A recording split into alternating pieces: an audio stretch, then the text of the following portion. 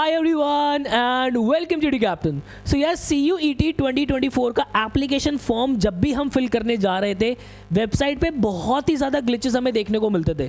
मतलब कि अगर मैं आप लोगों को यूनिवर्सिटीज़ वाले सेक्शन के अंदर लेके चलता हूँ, अभी तो इसके अंदर काफ़ी हद तक यूनिवर्सिटीज़ ऐड हो गई हैं, बट जब फॉर्म आउट हुए थे major universities like Banaras Hindu university, university of Delhi, ये सब एडेड नहीं थे। बट अब जो है वो वेबसाइट पे ऑलमोस्ट यूनिवर्सिटीज़ जो है आपकी आ चुकी है। आप CUET का फॉर्म फिल कर सकते हो, बट ये वीडियो कंप्लीट प्लीज़ ध्यान से ज़रूर देखना, क्योंकि इसके अंदर मैं आपके मेजर डाउट जो है वो क्लियर करने वाला हूँ।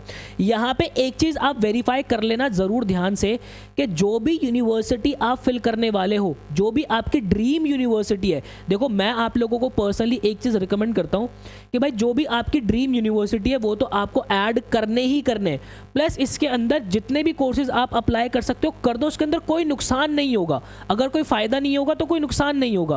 तो आपके ब्रेन को अगर क्लैरिटी है कि भाई मेरी मेजर 3 यूनिवर्सिटी तो मुझे टारगेट करनी है, जैसे कि मुझे DU टारगेट करना है, मुझे BHU टारगेट करना है, मुझे central university of Haryana target करना है, तो मैं ये पहले चेक कर लूँगा कि हाँ इसके अंदर BHU है, हाँ BHU तो है भाई, ये रहा, ठीक है। कहाँ गया BHU हमारा है, अरे हाँ है, अभी तो देखा था हमने, BHU हमारा है, ठीक है BHU है। सेंट्रल यूनिवर्सिटी ऑफ हरियाणा मेरा है, उसके बाद यूनिवर्सिटी ऑफ दिल्ली देख लूँगा कि हाँ भाई यूनिवर्सिटी ऑफ दिल्ली भी इसके अंदर जो है वो गिवन है, ठीक है ये रहा।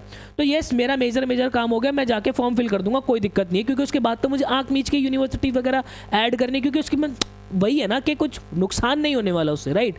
तो आप एक बार ये चीज़ वेरीफाई करना।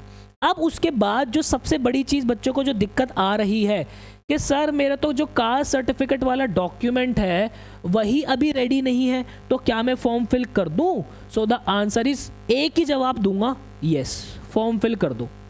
कैसे कर दो? सर मेरा तो जो है मेरे पास सर्टिफिकेट स्टेट वाला है, सर मेरे तो सेंट्रल वाले के अंदर जो है नाम के अंदर दिक्कत है। कोई फ़र्क नहीं पड़ता। क्यों? जब वो जहाँ पे आपको सर्टिफिकेट अपलोड करने के लिए बोलेगा तो वहाँ पे देखना बेटा, वो फील्ड आपकी मैंडेटरी ही नहीं है।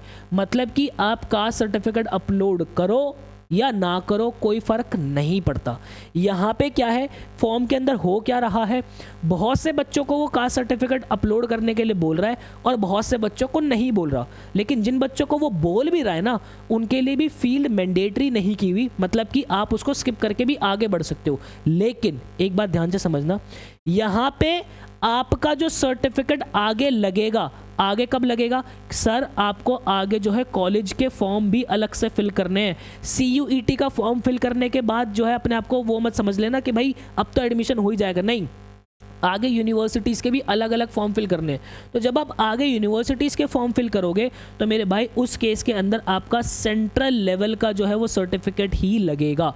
बात आ रही समझ में? और जो कि उसकी डेट भी क्या है भाई, अगर मैं DU के पॉइंट ऑफ व्यू से बात करता हूँ, ये 31 मार्च के बाद वाले ही, 31 मार्च के बाद वाले ही सर्टिफिकेट्स आपके वैलिड होंगे। SC ST के लिए जो कैटेगरी वाले बच्चे, उनके लिए डेट मैंडेटरी नहीं है, but EWS OBC NCL Kashmiri migrant भी हो गए, आपका जो आर्मी कोटा लगता है, उनके लिए भी 31 मार्च के बाद वाले ही जो है सर्टिफिकेट्स आपके वैलिड माने जाएंगे, ठीक है। ये अगर आपका कास्ट सर्टिफिकेट का पंगा आपको समझ में आ गया, आप जाके फॉर्म फिल कर सकते हो। अब बात आ गई कि सर मेरा तो नाम ही मिसमैच है। नाम मिसमैच कैसे है कि भाई मेरी जो गवर्नमेंट ID है उसके अंदर अलग है, क्लास 10th के अंदर अलग है, ठीक है, क्लास 12th के अंदर भी अलग है सर, ठीक है, और अगर मेरा कोई कास्ट सर्टिफिकेट है उसके अंदर भी अलग है, तो मैं क्या करूं भाई? इस केस के अंदर the answer is no.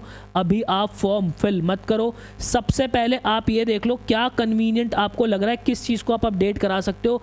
Please please please make sure आपकी गवर्नमेंट ID क्लास 10 12th और अगर कास्ट सर्टिफिकेट लगा हुआ है इस पे आपका नाम, पिताजी का नाम, माताजी का नाम, आपकी डेट ऑफ बर्थ सेम होनी चाहिए, वर्ड टू वर्ड सेम होनी चाहिए, नहीं तो आगे आपके एप्लीकेशन फॉर्म्स रिजेक्ट होते हैं, ठीक है। तो भाई इस बात का आपको खास ख्याल रखना है, जितना जल्दी हो सके इसको अपडेट पे डाल दो, डिले मत करना।